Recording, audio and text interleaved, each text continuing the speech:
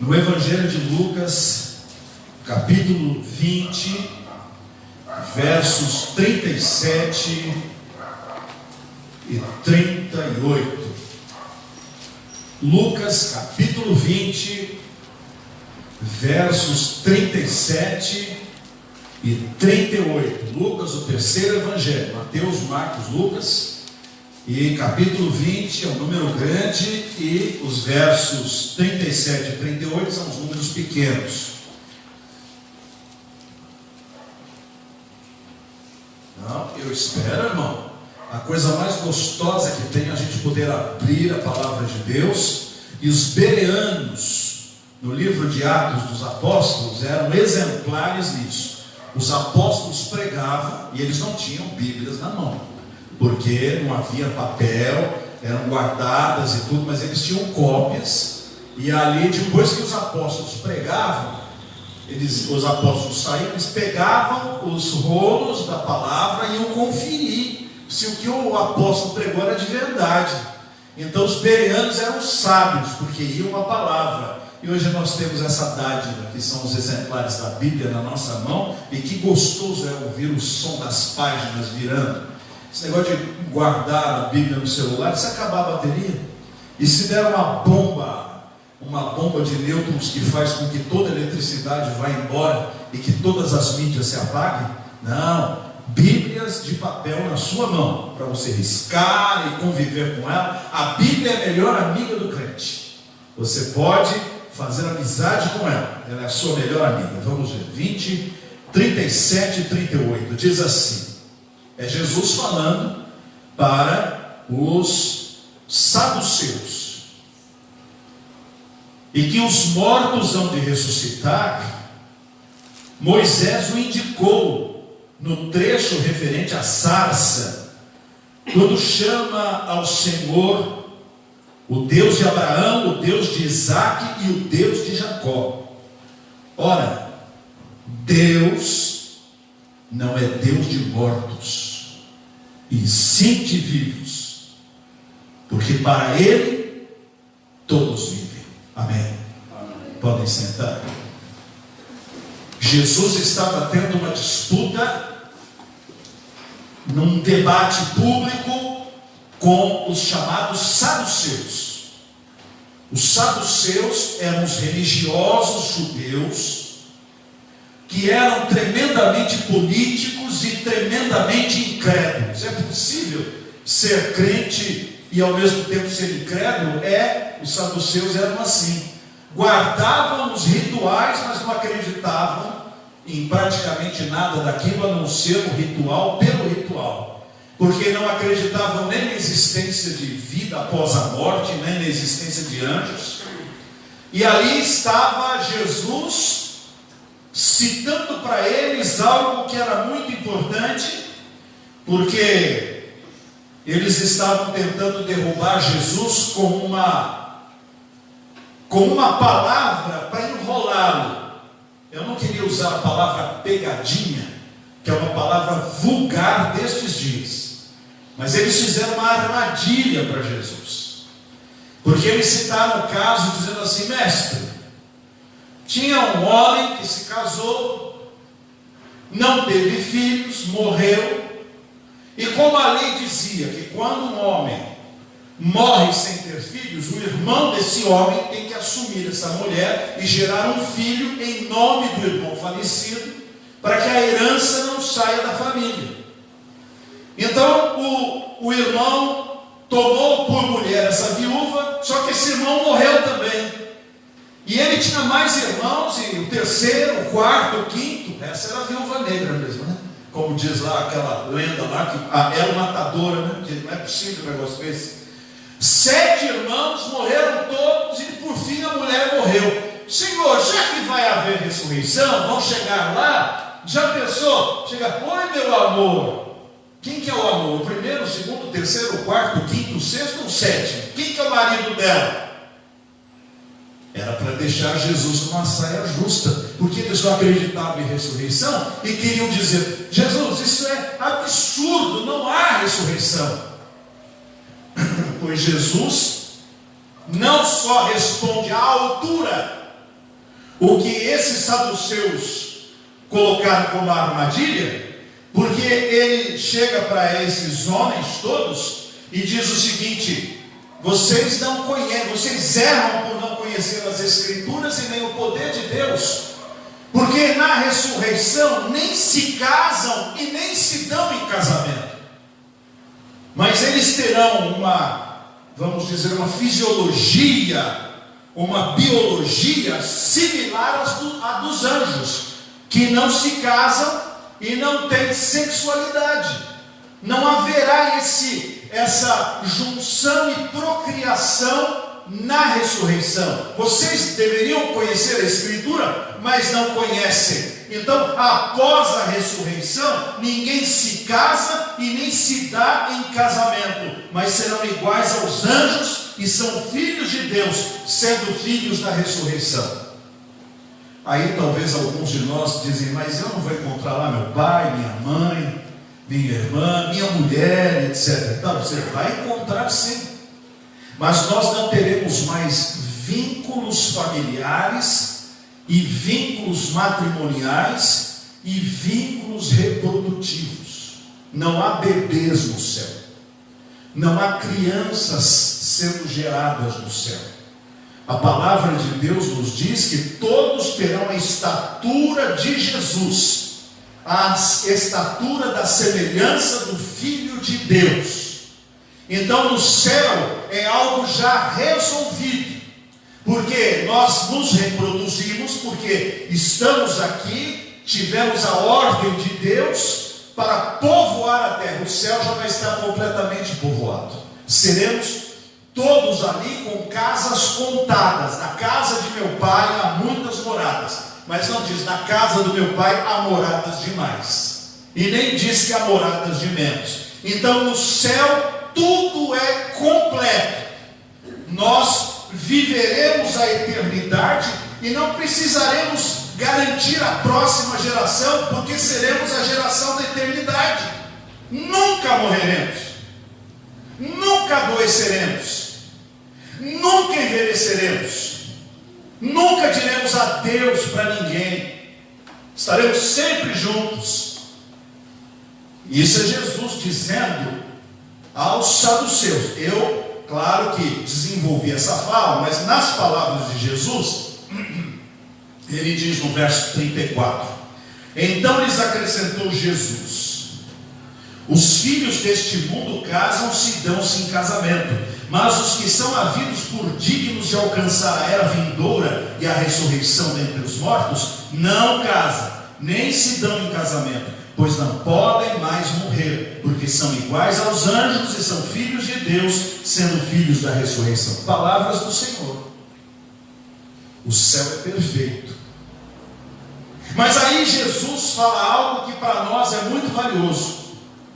Hoje foi comemorado o chamado Dia de Finados, Dia dos Falecidos, Dia dos Defuntos, que outrora vinha num pacote, né? O Halloween, no começo, foi inventado como dia para a celebração desses mortos todos, e depois foi misturado com sacrifícios pagãos, onde se acreditava que neste dia do ano a distância entre a dimensão de quem morre e a dimensão de quem vive é tão tênue que espíritos vinham para o mundo. Por isso as pessoas se disfarçavam com fantasias, que era para o espírito não as reconhecer, porque poderia ser que ele exigisse essa vida por sacrifício. E meus irmãos, este feriado é maligno. Os irmãos viram o que aconteceu no Halloween no mundo? Os irmãos viram em Seul, na Coreia, quando inexplicavelmente 160 pessoas perderam a vida na celebração do Halloween, e depois eles estão tentando explicar o inexplicável. Contam pessoas que estavam ali celebrando ao diabo, celebrando ao capeta, e começaram a sangrar pela boca, perderam o fôlego e caíram todos como um efeito dominó.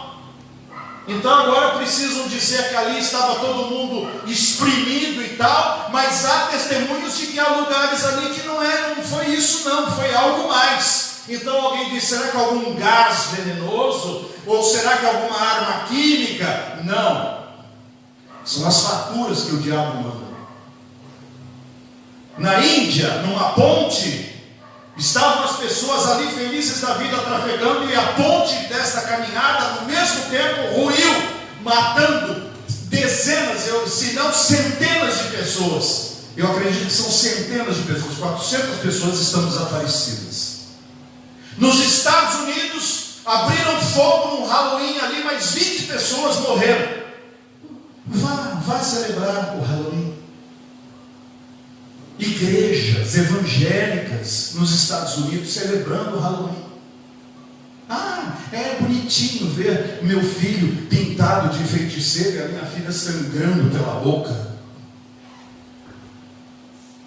Depois, há o chamado Dia de Todos os Santos, que seria um dia mais ou menos como os pagãos lá no Areópago, quando lá o apóstolo Paulo estava vendo todos aqueles deuses das pessoas lá de Atenas, e ele encontrou um altar para um Deus específico. Qual era o altar para qual Deus? Ao Deus desconhecido. Sabe o que é aquilo? É o seguinte: se a gente esqueceu de alguém, Senhor Deus, não fique triste, esse aqui é para o Senhor. Ou seja, para não esquecer de ninguém. E o Dia de Todos os Santos é o seguinte: Santo Antônio, São Bernardo, São Caetano, Santo Anastácio, São José, São Sebastião, São Joaquim, etc. Então, mas se eu esqueci de algum Deus, melhor, se eu esqueci de algum santo, hoje é o dia dele. Acende uma vela para toda a santaiada que tem. Então, é o dia de comemorar todos os santos. E no dia seguinte é o dia de chorar pelos mortos. É o dia de lembrar pelos mortos, mas na verdade o feriado seria para rezar pelos mortos, pelas almas dos mortos. E sabe, meus irmãos, há mortos esquecidos. Depois de 80 anos ninguém mais lembra daquele morto. Você se lembra qual era o nome do seu tataravô? Você sabe o nome do seu tataravô? Ninguém mais reza por ele. Às vezes nem do bisavô você sabe. Então, no catolicismo romano, é assim: quando morre, então vem, tem a extremunção, tem a bênção, e aí, no romanismo, você vai e celebra a missa de sétimo dia. O que é a missa de sétimo dia? Em intenção da alma da pessoa. O que acontece nesse dia? É mais ou menos assim, na fé implantada em todas as teorias romanistas. Maria, ela é a co-intercessora de Jesus. Então a pessoa morre e vai para o purgatório. E o purgatório é uma espécie de grande caldeirão onde as pessoas estão fervendo. Mas se eu rezar uma missa no sétimo dia, vem a Maria, e dependendo da missa, e dependendo assim de outros fatores, ela vem e põe debaixo do manto sagrado dela e leva para o céu. Mas pode ser que escapou. Então, nós celebramos a missa de 30 dias. Porque se não foi no sétimo, no 30 vai. Mas pode ter escapado. Aí eu celebro a missa de ano. E depois, se eu puder, eu celebro a missa de 10 anos. Depois de 10 anos, se você não saiu, se você não conseguiu escapar, meu filho, agora vai ficar no purgatório por muito tempo. Nada mais distante da revelação da palavra de Deus. A palavra de Deus nos diz que quando nós morremos, nós partimos para dois lugares, ou para um ou para outro, ou para a presença de Deus, ou para longe da presença de Deus. Se partirmos para a presença de Deus, só o faremos porque Cristo se tornou o nosso Salvador. Nós não vamos pagar pelo nosso pecado, porque ele é impagável pelas nossas moedas e pelos nossos sacrifícios. Se eu partir desse mundo sem Jesus, eu estarei para longe de Deus num lugar chamado inferno, um lugar terrível, onde o bicho não morre, onde o fogo nunca se apaga, mas estarei vivo. É o que Jesus diz aqui, verso 37. E que os mortos hão de ressuscitar. Moisés o indicou no trecho referente à sarça, quando chama ao Senhor, o Deus de Abraão, o Deus de Isaque e o Deus de Jacó. Ora, Deus não é Deus de mortos, e sim de vivos, porque para Ele,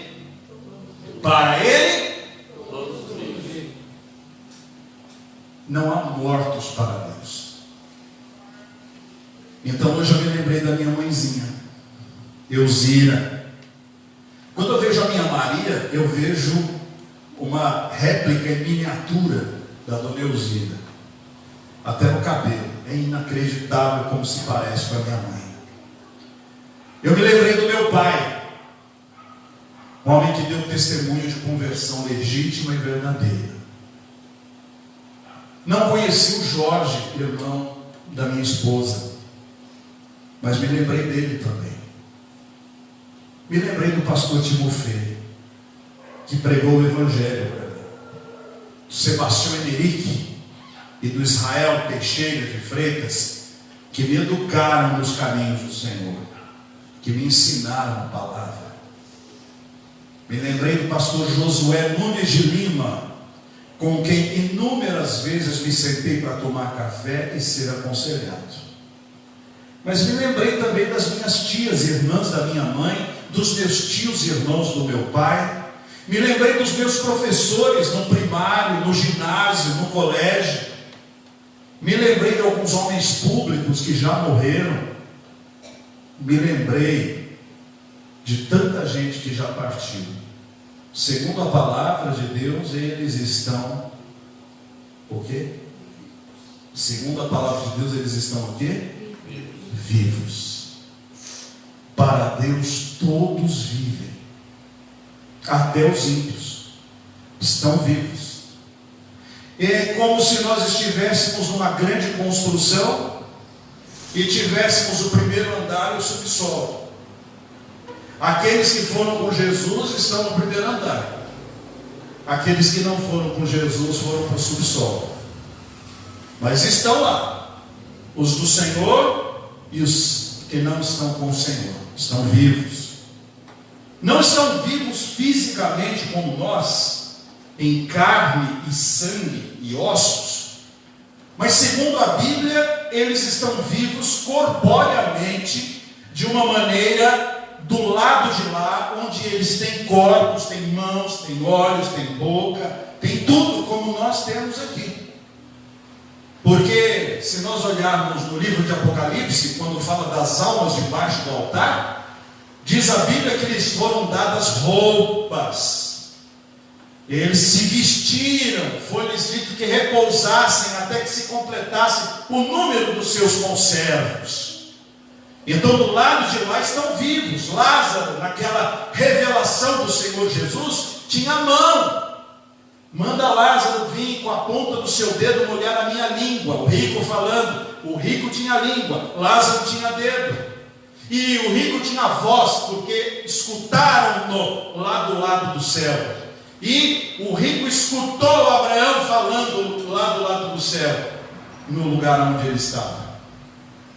Então, meus irmãos, a morte física não significa inexistência. Todos nós um dia compareceremos ao tribunal de Cristo para dar conta da nossa vida.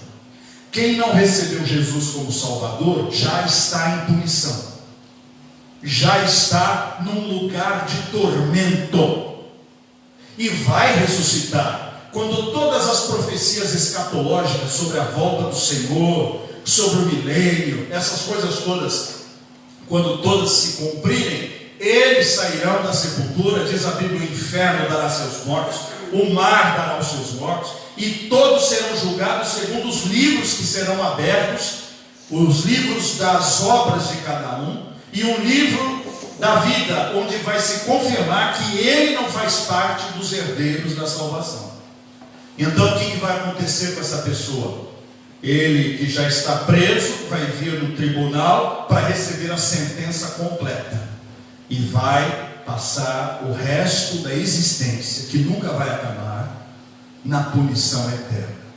E os que são do Senhor? Os que são do Senhor estão na sala VIP do céu, estão no paraíso com o Senhor. Jesus ao lado do ladrão, quando este disse: lembra-te de mim quando vieres no teu reino, ouviu dos lábios sacrossantos do Filho de Deus a seguinte frase: na verdade te digo, hoje estarás comigo no paraíso.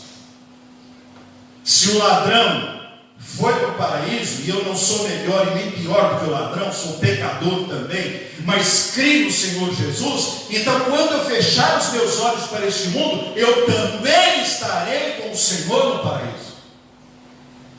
Mas como diz o apóstolo Paulo, um dia, num abrir e fechar de olhos, os mortos ressuscitarão. Ou seja, nós que estivermos com o Senhor, viremos completar esta obra gloriosa, juntando a nossa situação de glória e plenitude, o corpo que nós deixamos, não mais esse corpo apodrecido, empoeirado, desgastado, às vezes não há mais nenhum átomo de alguém que viveu há 3.000 anos atrás, mas quando o Senhor nos trouxer, nós ressuscitaremos, da mesma sorte que em Ezequiel capítulo 37 fala sobre o vale dos ossos secos, e os ossos se levantaram, cresceram nervos sobre eles, cresceram pele sobre eles, sangue sobre eles, e veio o vento de Deus, o Espírito Santo, e eles vieram à vida. Nós também viremos à vida da nossa sepultura ou da poeira onde nós estivermos. Quer dizer, aqueles que já estiverem falecidos, mas aqueles que estiverem vivos neste dia, que será o chamado o dia do arrebatamento, num abrir e fechar de olhos, nós entraremos no tempo de Deus e começaremos a ver todos os salvos do Senhor subindo e dando glória a Deus. Bendito seja, Senhor.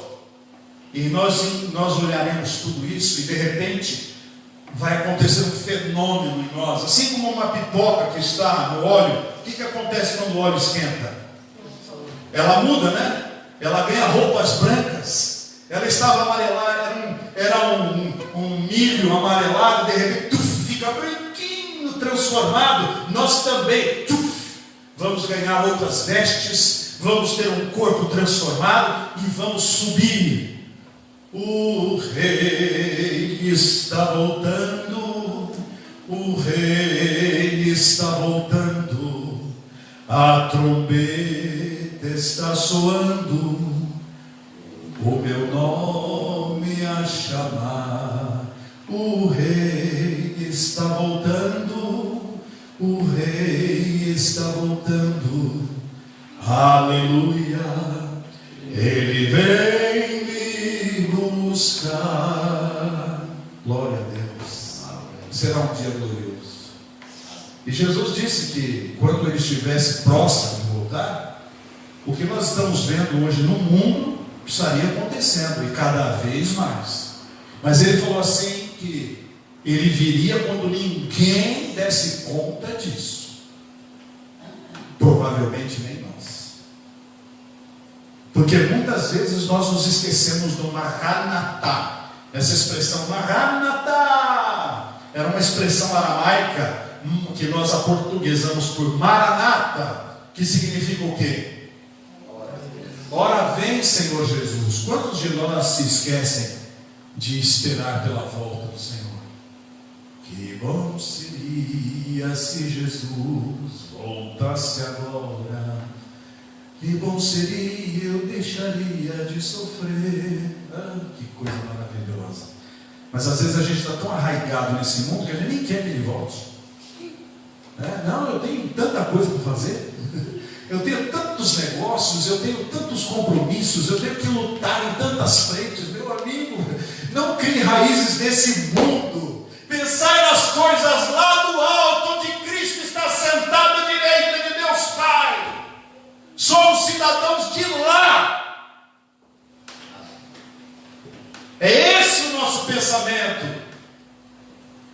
Porque aqui, meus irmãos, daqui 10 anos, vários de nós não estarão mais aqui.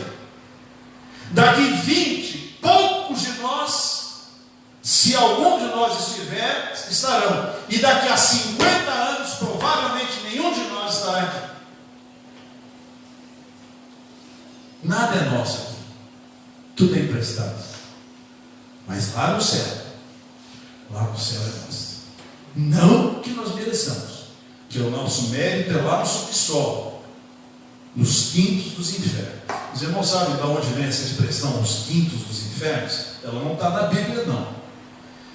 É que no tempo do Brasil, colônia, então o rei de Portugal obrigava os mineiros, quando iam entregar o ouro, se ele recolheu 5 quilos de ouro, ele tinha que dar 1/5 para o governo português. De tudo que tinha, 1/5 tinha que ir para o governo português. 20% era do governo. Então, quem ia pegar aquela fila, ia na fila dos quintos dos infernos, porque tinha que entregar os 20% para a coroa. Hoje nós pagamos 50%, 60% de impostos, né? Mas na verdade, a palavra de Deus diz que se nós não tivermos Jesus, nós vamos para o inferno. Por isso deveria arder no nosso coração de amor pelas almas perdidas e não perdêssemos nenhuma oportunidade de falar de Cristo para elas, de anunciar que são pecadoras e de que correm um sério risco de morrer e ir para o inferno. Se você estivesse na frente de um prédio que está pegando fogo e visse umas criancinhas brincando na varanda, elas não estão vendo fogo, mas você está vendo o fogo subir, o que você faria? Ficaria olhando assim, ó, que legal, está pegando fogo, daqui a pouco assa. Você faria isso? O que você faria? Gritaria, sai daí, está pegando fogo. Se não escutasse, o que você faria? Corria lá e faria qualquer coisa. Pois é, e por que nós estamos vendo os ímpios irem para o inferno sem Cristo, sem Deus, sem salvação?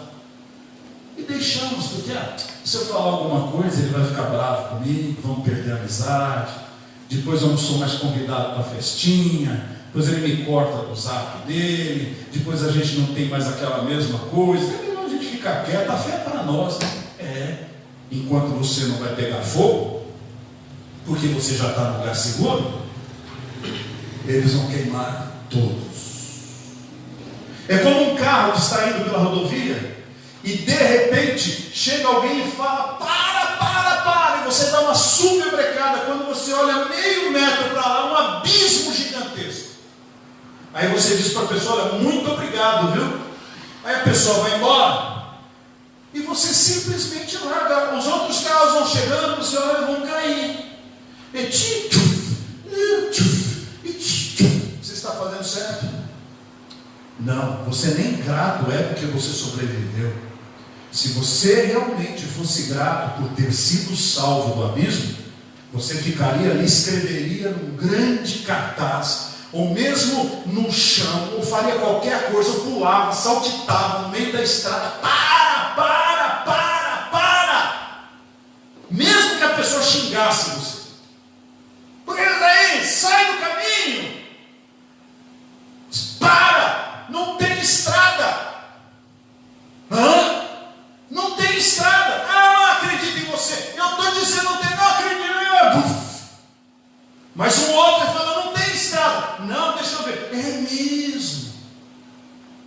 Uns vão aceitar, outros não.